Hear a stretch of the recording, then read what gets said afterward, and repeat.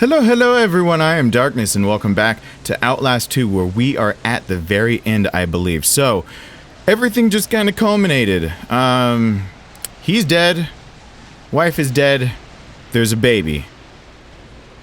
And that wall has changed back into being what it was instead of being in the past. But as just a preview real quick of the last thing he's saying, he's completely living in the past and losing his sanity. So this last record is going to be letting us know what happened. But as you hear... The priest dies. You didn't have to do anything. You were a child. Nobody could expect anything of you. None of this is my fault. The priest dies. So it's hard to know exactly what's going on, but I feel like we are about to find out his real past. Even though all of this is going to be a clusterfuck still, I think.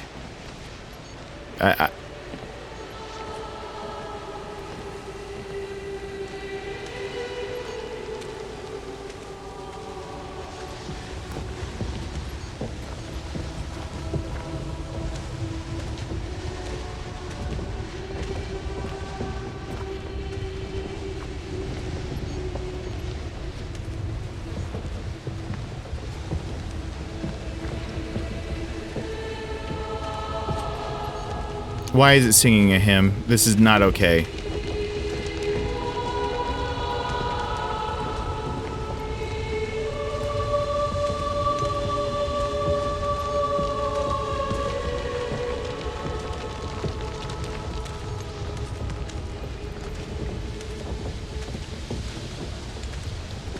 Do we go Jonestown here?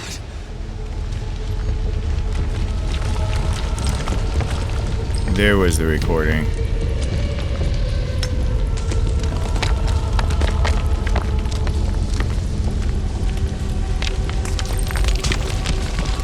That would be the last one.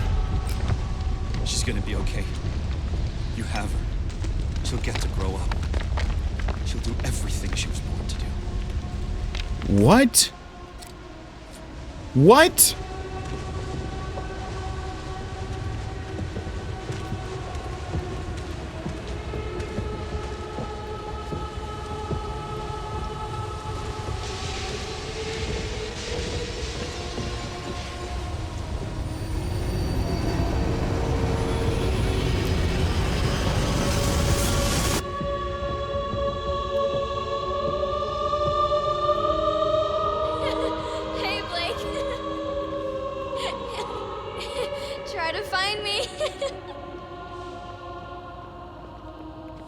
She's in a locker. I'm over here. Oh, maybe not. Oh. Before.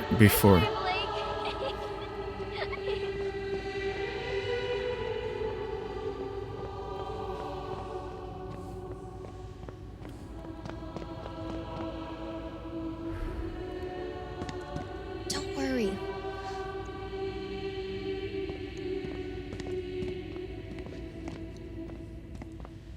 I'll never let you go. You never let me go. Now the light has gone away. Savior, listen while I pray, begging thee to watch and keep, and send me quietly to sleep. Watchful Savior, wash away all I've been wrong today. Help me every day to be gentle, gentle, more like thee.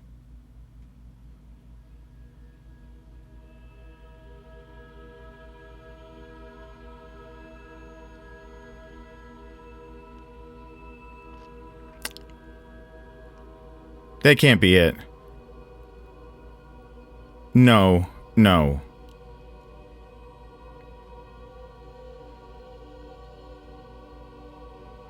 I made a whole separate video for the ending because I assumed it would explain more. No. We're just waiting. We're waiting. Hold on. Let's wait through the credits and see what happens. Oh, that's the real end? Are you kidding me? That's the actual ending to the game? Hold on. I'm just gonna do a quick Google search for alternate endings to see if you collect every document, if there is an alternate, or if I've got to make sense of this clusterfuck the way it's been given to me. So let me go ahead, let me look at things, and I'll be right back with you guys. Hold on. Okay, so I'm gonna do my best to give you guys what I think happened in this daggum game. Now, it's hard to put something down for this. It's hard to figure something out because, yes, I just looked up, I Googled, there is no alternate ending that is known of. If that is wrong, let me know down in the comments. I will go do the other ending. I will go find it. Because there's also a bit of, it's probably going to have to be a conversation in the comments below, because I know that the developer said that there was a loose connection between this game and the last game. It's a very loose connection. I know that I saw on Twitter from someone that the connection was in the notes. That there was a note that you could find in this game that gave you a connection. I just reread all the notes, watched all the videos. I cannot find one. So I think I missed something that was really substantial in trying to put together all of this game. But from what I do know, so after rewatching everything right here and figuring it out, from what I have, there is a physical something that causes a helicopter crash. And afterwards, he starts hallucinating. The whole town seems to be under the same hallucination, and it's not possible for some of the things that happen to just happen. Now, in the first game, there were experiments on people that culminated in the Wall Rider, and it was a very scientific approach to the game. So I'm assuming whatever I missed in the notes is the scientific side of what's happening. So this is probably for the masses. Something happened to all of them. Is Murkoff from the first game involved? I don't know. What I do know is that something caused the helicopter to crash. Something that was a beaming bright white light. That white light keeps showing up even in the recordings, even in the cutscenes and everything else. It keeps coming back and going over and over. Everyone seems to be on the same note too with these things they're seeing. I don't think it was raining blood. I don't think that all of this was correct. But if it's not, then it's a shared hallucination, which means that something happened as a group to these people. Now, as far as the gospel comes, the visions and everything that's being seen, all these people are kind of on the same deal with a lot of these visions and having dreams and whatever.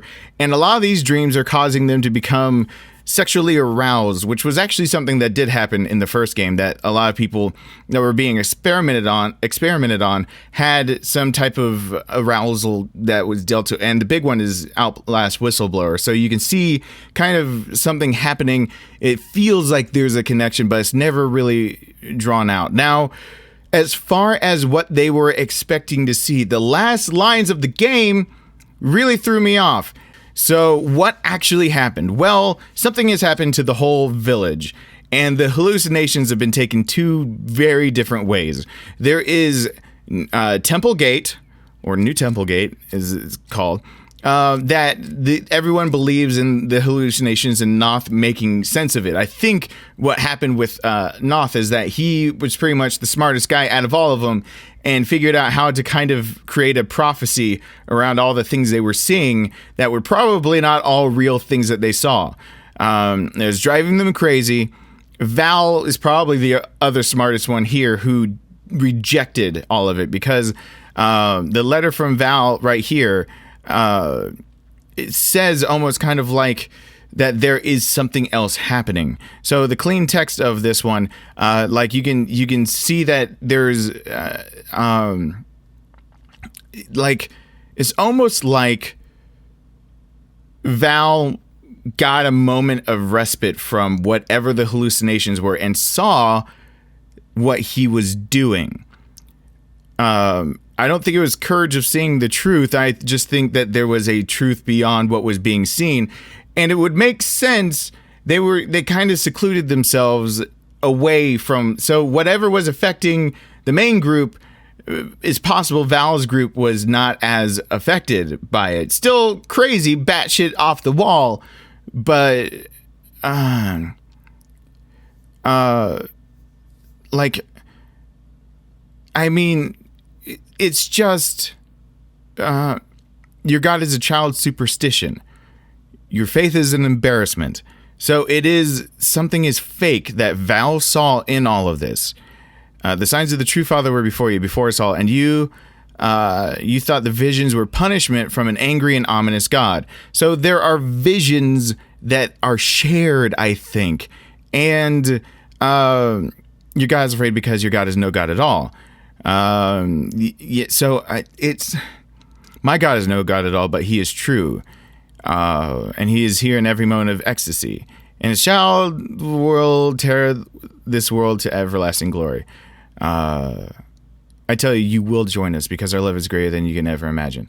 So there is a definite discord between the two of them.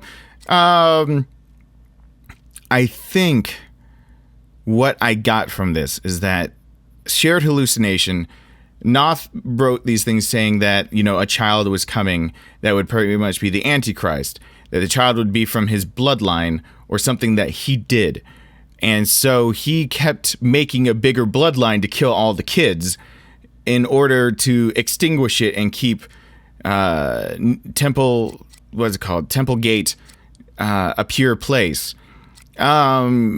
That actually, I think, happened because Val even references to it, and I think Val had a moment where it all kind of made sense for a second, more sense than everyone else. Val in particular, though, is wanting the child to be born. So Val is still not sane, but there is something about a child happening. Now, I think the hallucinations are affecting Blake differently. That whatever he's hallucinating, instead of sparking about a child being born, that's something that, you know, pretty much an Antichrist, he's back in his childhood, reliving all of his guilt and fear, because one of these talks about how in your dreams you see your sins, and one of the women wrote, well, I keep seeing dead children, like I keep seeing the children we've killed. And even the man at the very beginning, Ethan, that was killed, whose daughter was Jane Doe that got away and died anyway, had a moment of clarity in all of this too, knowing that all of this is wrong. So I think their dreams were actually pointing out all the things that were like they were having just nightmares about the things they're doing wrong. Maybe some of them out of sanity, but for him, like in his, that kind of makes sense. Like they're seeing how wrong they are while they're sleeping. But anyway, Blake is seeing his childhood and where he did wrong. Now, what did Blake do wrong? I don't think he has any blame in what's going on. So there's a monster that is chasing them, and he goes further and further back into the past. A monster that is coming for them. Now, in the one scene of having to crawl into the bathroom stalls, the monster is opening the door and trying to get, but the monster has a voice. The monster has the voice of that father who was there, and when you left Jessica, like the voice of that guy is the same. So I think the monster chasing them as children is actually that father of the Catholic Church. And I think what happened is not necessarily even, there might have been molestation. I mean, he was alone with Jessica before, it seems, because Jessica was already leery of what was happening. There was a field trip she was held, and Father Luter, whatever, kept her there. So it looks like he had an opportunity already. This is something that had already happened, and Jessica's pleading for you not to leave, and you leave anyway. So your guilt of being a child of it's not your fault is the guilt of you were a child and you left her alone with him again, and she got away. And when she got away, she was assaulted. So it was kind of like he's got the guilt of the fact that he could have helped stop this, I guess, or that he could have, if he had just stayed by her side, that assault wouldn't have happened. It might have set into motion of finding an adult and getting help. There was no setting anything into motion because it was too late. No one cared enough to figure it out, including, I think that message was pretty much pointed at Blake of like, you didn't care enough. Therefore, no one cares. I'm killing myself. So I think what we're pretty much seeing here is that Blake is reliving the past of not being there for Jessica. And that, so I believe it was saying like Jessica was like Lynn's smaller sister, like a sister to her or whatnot. So I don't know what they were doing in that pantry, if they were really fooling around, but it doesn't sound like they were actually fooling around, except for the fact that she's asking if you've ever even kissed Lynn before. And like, on the cheek, we're saving it for the performance. But she's grabbing him on the hand and saying, can I come over because your parents aren't there? It sounds like they've been experimenting as kids. It happens. They've been experimenting, and maybe she's gone down that path because of what's happened with her with the father. But he left when he shouldn't have, when she pleaded with him to stay. So that's what happened there. What happened with the baby is a totally different thing. He's mixed up realities. I think the baby for him is a second chance to let Jessica grow up and Jessica to live, that he was there for her this time. What happened, though, is really confusing because at the very end, Lynn says there's nothing there. As in, like, there's no baby there. But Knoth sees a baby and says, if you know anything, you're going to, trample the child under your heel. So either Lynn is the most sane of all of them because she has not been whatevered as much. Maybe she was taken away from the city, and maybe it's in the water, maybe it's in the food, maybe it's in something. So the madness seems to be in Temple Gate. She was taken away by Val early on. So she might be the most sane person of all of them. So for her to say the baby isn't there, I don't think the baby's there. Now, I think this game leaves it wide open to do a sequel to kind of fill in the gaps of how everything, kind of like Whistleblower, really like told is the same time, the same timeline, happened during the same everything. And you got to see the finale of what happened to actually happen to Miles at the very end through the eyes of what's his face from Whistleblower. So I think, like, she will never die, like, as in his fantasy of, like, he's redeemed by, he gets a second chance. So Knoth could be having the same hallucinations Blake is having, so there could be no baby there at all, and they both see the same damn thing. I don't think it's in the water and food now that I said that, because that after that blinding light, he had the first hallucination. So whatever is sending out a signal that can crash a helicopter is driving people crazy. In the cave, you seem to be more okay. Lynn is the only one I think that we can trust here. I think they were that everyone, like, we saw Blake also before the hallucinations went crazy, where Knoth is saying, I inspected her myself, this baby's there. I think she was raped, or they molested her, or they did something to check for the baby, and that she didn't want to talk about it, but they did something to her. I think she was never pregnant. My personal opinion is she's not pregnant. Everyone's hallucinating that she's got a baby. There's even like dust that was blown in my face in the last one, and I think he's just receding back so much into the hallucinations of his past that he wanted the baby to be real as a second chance for not abandoning Jessica again, because Jessica hanged herself over what the assault and the molestation from the father. So I think the monster was the father in the flashbacks. The father finally appeared himself as being the real villain from the flashbacks and did that to Jessica. Jessica was not dead on the stairs. She was assaulted. I think Blake was blamed for it as a cover-up for the father. So he stumbled on the scene, and Blake talked at one point of trying not to step in the blood. I think the father blamed what happened to her on Blake to cover his own ass. No one then could believe Lynn or Jessica on what happened because it was Blake's fault. He kept saying it's not my fault. It wasn't. But since she couldn't be believed that the father was doing this and the blame was put on Blake and Blake didn't stay, Blake got blame from Jessica for running. Had no one believe her, she killed herself. So mass suicide, or I don't know what they did in this video, how they all died, but it looked like it was mass suicide to me. So that's my take on the ending. Looks like that's all there is to it right now. If there is more, let me know. But as for right now, I get to put this game down. So thank you so much for watching. Thank you for listening to me ramble. I hope you enjoyed. Let me know down in the comments what you thought about Outlast 2 and what you would probably like to see in the sequel, follow-up, or anything else, DLC to this game. But I'm going to sign off. Thank you so much for watching. Hope you enjoyed yourself, and I hope to see you back here for the next game really, really soon. Bye!